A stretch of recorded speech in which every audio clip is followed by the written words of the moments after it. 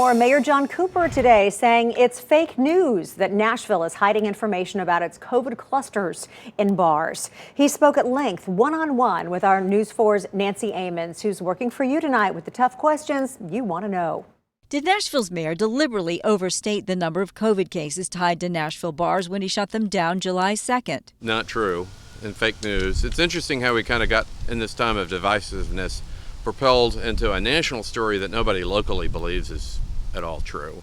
As we told you last night, Mayor John Cooper ordered bars closed for 14 days on the eve of the 4th of July weekend, even though these internal emails show the city had traced only 19 COVID cases to bars.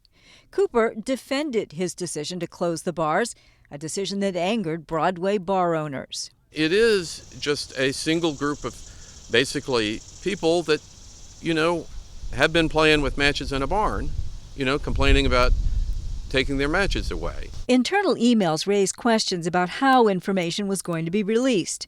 This is an exchange between a health department employee and the mayor's senior advisor, Ben Eagles. Eagles on June 29th asking the health department how many cases have spread at bars. The health department responds with a chart showing 19 cases, but asks, this isn't going to be publicly released, right? Just info for the mayor's office? Eagles answers, correct, not for public consumption, to help understand and guide policy formulation. Eagles telling me Thursday the information was to form a policy to curb what had become a runaway spike in COVID cases. So to address the specific point that the government was somehow hiding the number of cases, it's flatly untrue. We were pretty tough, pretty firm, pretty early. That's why we're successful today. At the time, in early July, the city disclosed the outbreak was tied to 10 bars. News 4 filed an open records request for the names of the bars and details. The health department wrote us that there were no records available. Will you reconsider releasing that information? Sure. I'm going to sit down with the lawyers and public health.